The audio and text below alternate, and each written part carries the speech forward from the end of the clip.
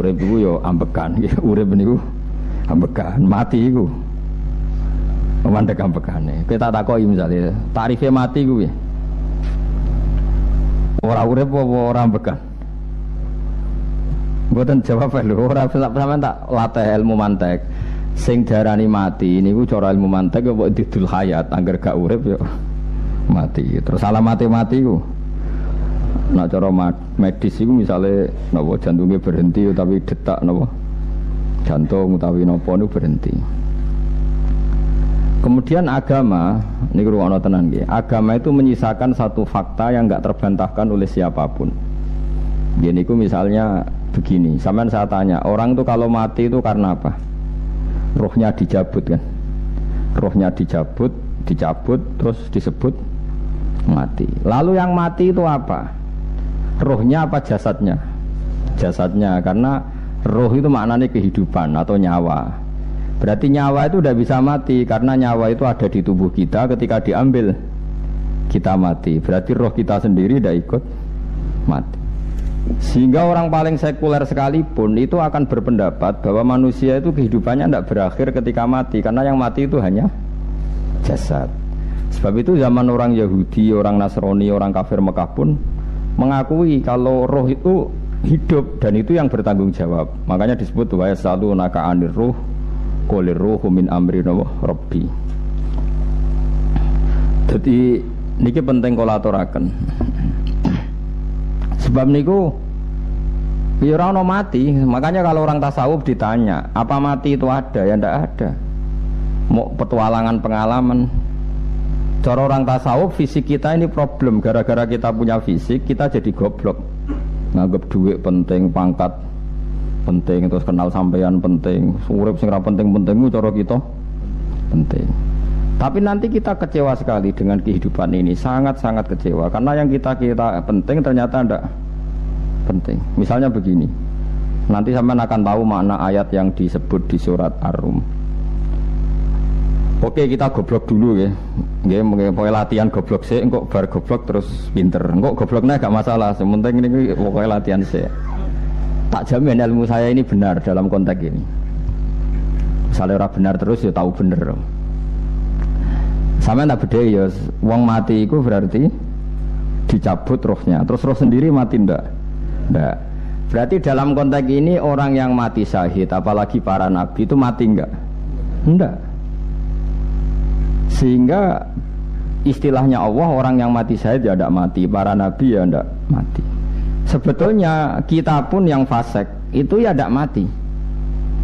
Cuma karena kita ini rohnya itu mungkin buruk, dikekang oleh malaikat, dipelindes, dipenjara sehingga gak iso berkeliaran. Beda nak para nabi iso jalan-jalan. Mulane masyhur kanjeng Nabi ngendikan ketika beliau mau kabundut itu, sahabat tak mau nangis, jare Nabi malah dawe ringan ya. Malah apik jo aku nak mati jare. Kok gitu ya Rasulullah? Masyhur itu hadisnya itu, hayati ya khairun lakum wa mamati ya khairul lakum. Aku mati ya apik, urip ya apik. Wa amma hayati fali asunna lakum as-sunnah. Aku nak urip akan mentradisikan satu sunnah yang bisa Anda tiru. Ya sunnah caranya sholat, sunnah caranya zakat, sunnah caranya berperadaban dengan istri, dengan tetangga, macam-macam. Sunnah di sini artinya bukan sunnah madzhab fikih yang wali ane wajib tadi napa? Perilaku napa? Perilaku. Terus nak kabudut ya Rasulullah. Ya malah penak aku nak kabudut itu jejer pangeran. Terus delok kowe jare Nabi.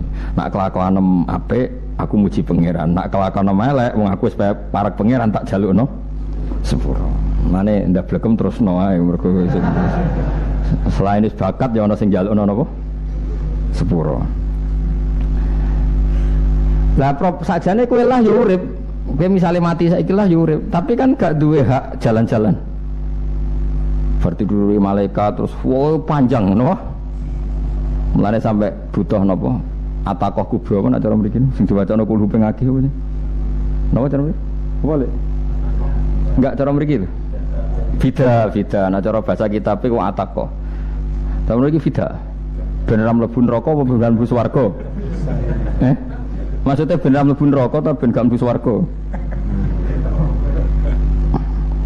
Lah wong jelas mlebu neraka kok wis divida. Berarti SPD banget nak mlebu neraka. Saking yakine nganti apa? Divida. Vida itu nak teng kitab-kitab niku madzhab Malik ya. Jadi sampean aja darani bid'ah sih. Memang dalam madzhab Imam Malik itu ada ataqah kubro. Ataqah itu merdekakno mayit utawi tiyang saking neraka. Itu dulu awal ijazahnya itu kalau nggak salah itu 12.000 kulhu.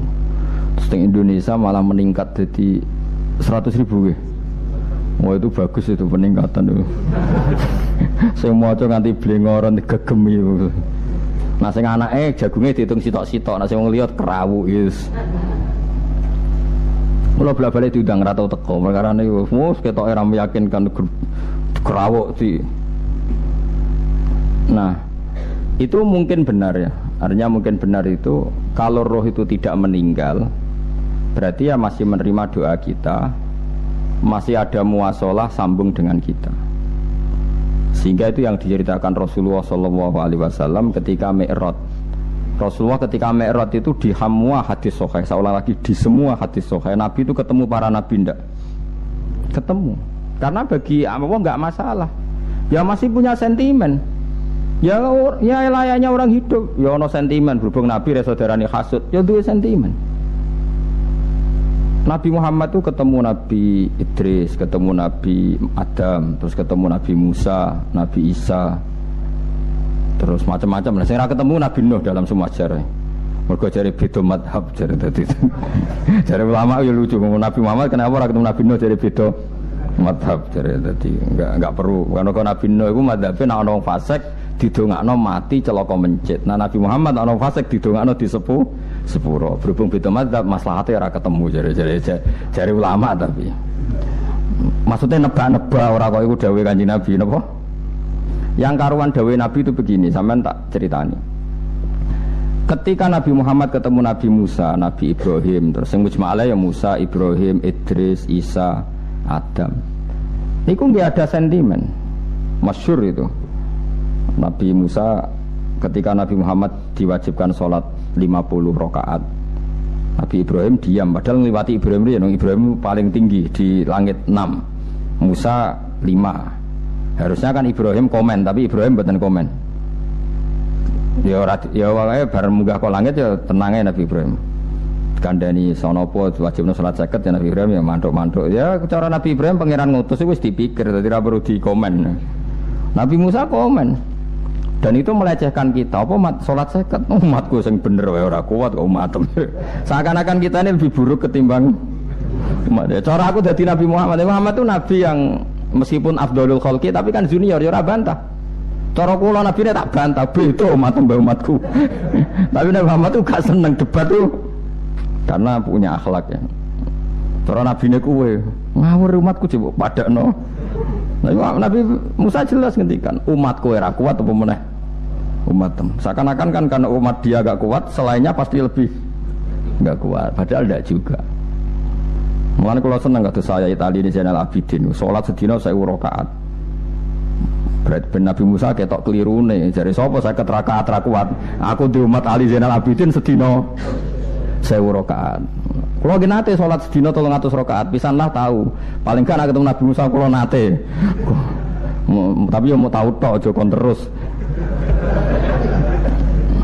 Lho itu kiang-kiang kuno nek Ramadan jek kuat lho ya. Tarawih kan wis pira? 23 ya. Iku nek sing waras bengi jek tahajud pira? Enggak 23 tahajud standar pira to? 12 kok 2 wah amatir. Wah. Kowe wis gamuran tenan Kang. Tahajud itu standar piro to? 13 Kang.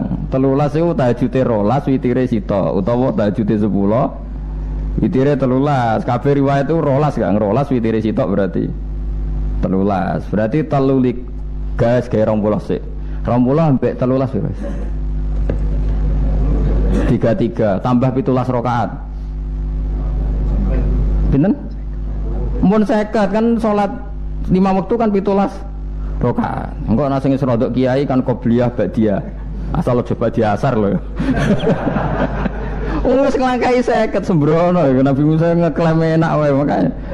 Tapi Nabi Muhammad nabi yang baik, dene ora Mboten kok terus gak terima guys meneng ae napa. Itu namanya sentimen. Ya boleh Nabi sentimen boleh, Nabi juga manusia boleh punya sentimen. Akhirnya dituruti nganti 5 waktu ya, berarti kanten pinten 17 rakaat. Nah yang ada sentimen tuh begini, lalu Nabi Musa ku nangis. Nabi Muhammad semedon bisa nangis. Aku ya pangeran mayubki kaya Musa sing nangis. Kowe nangis nok kowe apa? Ya Allah, saya itu tidak mengira ada abdun, ada hambamu yang setelah saya yang bisa naik kelas di atas saya. Dia tidak terima kelasnya dilewati. Makanya Nabi ya karena punya roh itu ada sentimen. Orang kaya kowe ana wali kutub ya ben kono wali-wali dhewe, penting aku oleh ngerokok oleh. Kita kan tidak punya sentimen. Itu tidak baik dalam kehidupan orang kok tidak punya sentimen. Makanya Nabi Musa itu terkenal, Nabi paling sering mensomasi Nabi Muhammad. Makanya dia ceritanya diulang-ulang di Quran karena dia paling banyak sentimennya. Oh sering gerutu deh. Tapi lucunya pangeran itu seneng mbek gerutune Nabi Musa dan itu nggak bisa ditiru, masyhur itu. Karena ketika dia gerutu terus gitu, mau ngomong sendiri gerutu, khiddah itu gerutu. Bahasa Arabnya khiddah omongan sing tajem sing gerutu. Nabi Muhammad tanya sama Jibril, ya Jibril, kenapa Allah nggak tersinggung ketika Musa menggerutu terus? Jawab Jibril, huwa ya alamu khiddata, pangeran wis hafal mbek gayane dekne, dadi ya dibarno. Dan itu tidak cerita Israiliyat, itu cerita-cerita yang masih di hadis sahih. Ini tidak cerita Israiliyat, cerita-cerita masih di hadis sahih. Makanya gerutu itu ya oleh, brengkel itu ya oleh asal proporsional, brengkel ya oleh asal nopo proporsional. Yaiku siji syaratnya keyakin aku kekasih pangeran. Problemnya kan orang kekasih pangeran. Musa itu gak terimanan. Contoh paling masyhur itu tadi. Musa, kalau kamu sudah membebaskan Bani Israel dari kaum Jabbarin, kaum Kan'aniyin, yaitu tiang-tiang budi. Kalau nantrang lo itu raisos, pokoknya bangsa Palestina. Tapi cara nih Palestina bukan Kan'aniyin, pokoknya angel, pokoknya Kan'aniyin. Coba, gak usah diterjemah sensitif. Kamu tak kei Taurat. Barang jari setelah kaum Kan'aniyin ditaklukkan Nabi Musa, sowan neng Turisina. Turisina itu gunungnya niku mulai Yordan ngantos kawasan Mesir, wis pol gede nih. Niku sinten Nabi Musa ngajak waqtara Musa qaumahu sab'ina rajulal limiqatina. 70 orang pilihan ya cara kene santri pilihan, kiai pilihan dijak.